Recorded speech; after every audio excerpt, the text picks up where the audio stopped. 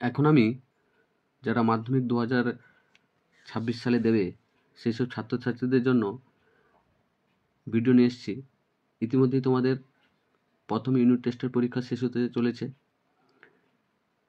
আশা করব তোমাদের সবারই পরীক্ষা ভালো হয়েছে। এবং আজকে যে বিষয় নিয়ে আমি আলোচনা করব সেটা হচ্ছে ইতিহাস। ইতিহাসের দ্বিতীয় যে পর্যায়ক্রমিক মূল্যায়ন আছে, কোন কোন চ্যাপ্টার নিয়ে দ্বিতীয় ইউনিট টেস্টের পরীক্ষাটা হবে সেটা আগে আলোচনা করে নিই। তারপরে প্রথম স্কুল যা আছে রায় মার্টিনের কোশ্চেন ব্যাংকের সেটা নিয়ে আলোচনা করব। প্রিয় মাধ্যমিক পরীক্ষার্থীরা, যারা 2026-এ মাধ্যমিক পরীক্ষা দেবে, ইতিমধ্যেই তাদের 2025 সালের প্রথম ইউনিট টেস্টের পরীক্ষা শেষ হয়েছে প্রায় সব স্কুলেই। আশা করব তোমাদের সবারই পরীক্ষা ভালো হয়েছে। আজকে আমি তোমাদের কাছে ইতিহাসের 2 নম্বর ইউনিট টেস্টের রায় মার্টিনের কোশ্চেন ব্যাংক থেকে যে প্রথম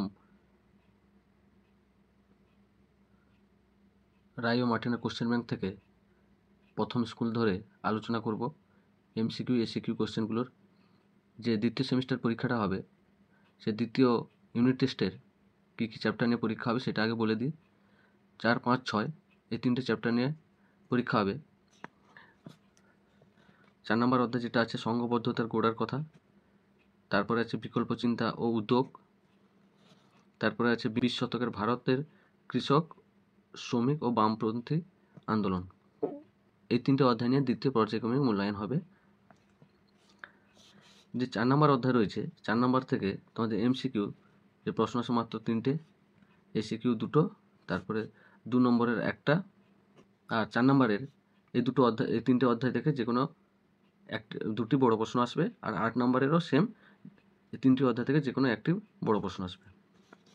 এবার 2 নম্বর অধ্যায়ের 4টে এমসিকিউ, 2টো এসিকিউ আর 2টো 2 নম্বরের, আর যেটা লং কোশ্চেন আগে বললাম সেই সেম।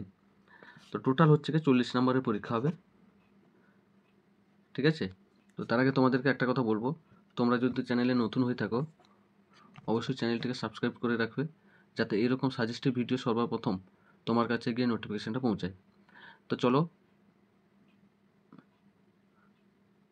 চলো দেরি না করে ভিডিওটা শুরু করা যাক।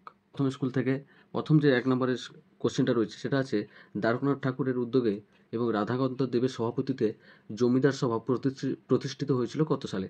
এটা হবে অপশান ক, 1836 খ্রিস্টাব্দে।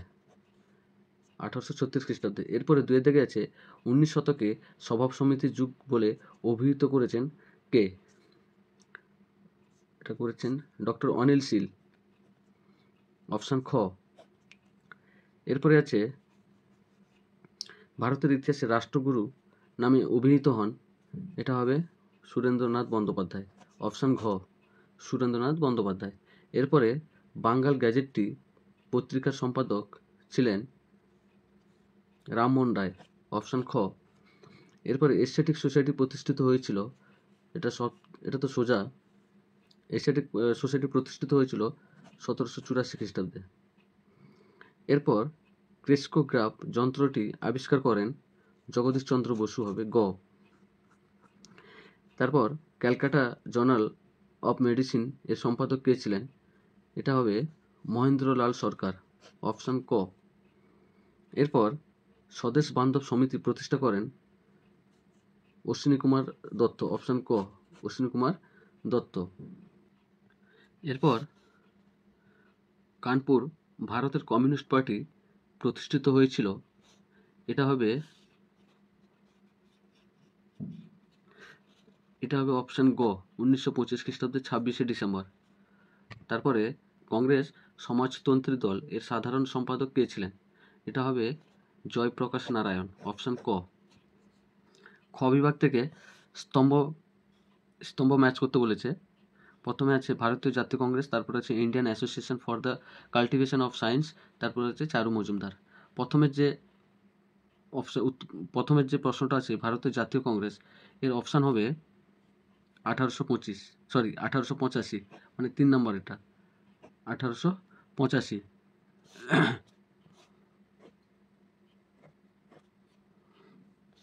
তারপরে আছে Indian association for the cultivation of science, এটা হবে 1876।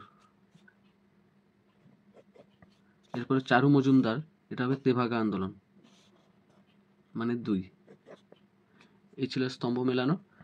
এরপরে কিছু 2 নম্বরের যে প্রশ্নগুলো আছে বিভাগ গয়ে, সেগুলো বলে দিচ্ছি। আমি কয়েকটা নোট রেডি করে রেখেছি এইসব প্রশ্নের, সেগুলো একটু বলে দিচ্ছি। দেখো, এই যে আছে ইলবার্ট বিল। ইলবার্ট বিল 2 নম্বরের প্রশ্ন, যেহেতু আমি খুব সহজ সরল ভাষায় নোটটা রেডি করে রেখেছি। যদি তোমাদের এই নোটটা পিডিএফ আকারে দরকার পড়ে, তাহলে অবশ্যই আমাকে কমেন্ট করে জানাবে, আমি তোমাদেরকে পিডিএফটা পাঠিয়ে দেব। ইলবার্ট বিল। তারপরে আছে শ্রীরামত্রয়ী বলতে কাদের বোঝানো হয়? শ্রীরামত্রয়ী বলতে বোঝানো হয় 3 জন খ্রিস্টান মিশনারিকে, উইলিয়াম ক্যারি, জোসো মার্সম্যান ও উইলিয়াম ওয়ার্ড, যারা শ্রীরামপুরে শিক্ষা, সাহিত্য, ধর্মপ্রচারে গুরুত্বপূর্ণ ভূমিকা পালন করেন। এরপরে আছে ভারতের কমিউনিস্ট পার্টিকে দ্বিজ বলার কারণ কি? তার কারণ হচ্ছে ভারতের কমিউনিস্ট পার্টি প্রথমে গোপনে গঠিত হয় এবং পরে সরকারিভাবে স্বীকৃত পেয়ে প্রকাশ্যে কাজ শুরু করে। এই পুনর্জন্মের প্রক্রিয়াকে প্রকৃতি অর্থে দ্বিজ বলা হয়, যা সংস্কৃত শব্দ অর্থ দ্বিতীয়বার জন্ম নেওয়া। এই জন্যই ভারতের কমিউনিস্ট পার্টিকে দ্বিজ বলা হয়। তারপর আছে তাম্রলিপ্ত জাতীয় সরকার কী কী উদ্যোগ নিয়েছিল? তাম্রলিপ্ত জাতীয় সরকার 1942 সালে ভারতের ভারত ছাড়ো আন্দোলনের সময় প্রতিষ্ঠিত একটি অস্থায়ী বিপ্লব সরকার ছিল। এটি পশ্চিমবঙ্গের তাম্রলিপ্ত, বর্তমানে যার নাম তমলুক, অঞ্চলে গঠিত হয়। তারা নিজস্ব প্রশাসন গঠন, বিচার ব্যবস্থা পরিচালনা, বিপ্লবী বাহিনী গঠন ও স্বদেশী আন্দোলনের প্রসারে নানা উদ্যোগ গ্রহণ করে। এটি ব্রিটিশ শাসনের বিকল্প হিসেবে কাজ করে এবং জনগণের মধ্যে স্বাধীনতার চেতনা ছড়িয়ে দেয়। এই তাম্রলিপ্ত জাতীয় সরকার গঠন হয়েছিল 1942 খ্রিস্টাব্দে 17 ডিসেম্বর। এই যে তাম্রলিপ্ত, এখন বর্তমানে তমলুক পশ্চিমবঙ্গ রাজ্যে অবস্থিত। এই নেতৃত্ব দিয়েছিলেন মেনলি সতীশ সামন্ত, সুসেন চক্রবর্তী, অরুণ চক্রবর্তী এরা।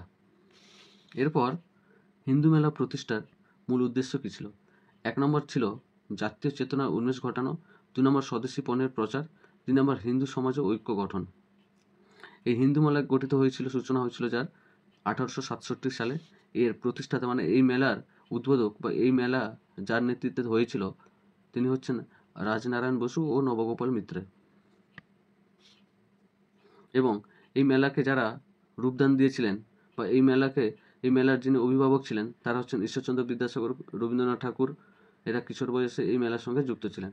এরপর আছে রম্পা বিদ্রোহ। রম্পা বিদ্রোহ 1922 থেকে 1924 সালের মধ্যে অন্ধ্রপ্রদেশের রম্পা অঞ্চলে আদিবাসীরা ব্রিটিশ সরকারের অরণ্য আইন ও শোষণের বিরুদ্ধে এই বিদ্রোহ সংগঠিত করেন। অল্লুরি সীতারাম রাজু এই আন্দোলনের নেতা ছিলেন। ব্রিটিশদের কঠোর দমননীতির মাধ্যমে বিদ্রোহ দমন করা হলেও এটি ভারতের স্বাধীনতা সংগ্রামের এক উল্লেখযোগ্য অধ্যায় হয়ে ওঠে। এই ছিল 2 নম্বরের কিছু প্রশ্নের উত্তর। প্রিয় পরীক্ষার্থীরা, ভিডিওটি ভালো লাগলে অবশ্যই লাইক, কমেন্ট, শেয়ার করবে। আর চ্যানেলে নতুন হয়ে থাকলে অবশ্যই চ্যানেলটিকে সাবস্ক্রাইব করে পাশে থাকা বেল আইকন প্রেস করে রাখবে, যাতে এরকম সাজেস্টেড ভিডিও সর্বপ্রথম তোমার কাছে গিয়ে পৌঁছায়। ভিডিওটি দেখার জন্য অসংখ্য ধন্যবাদ।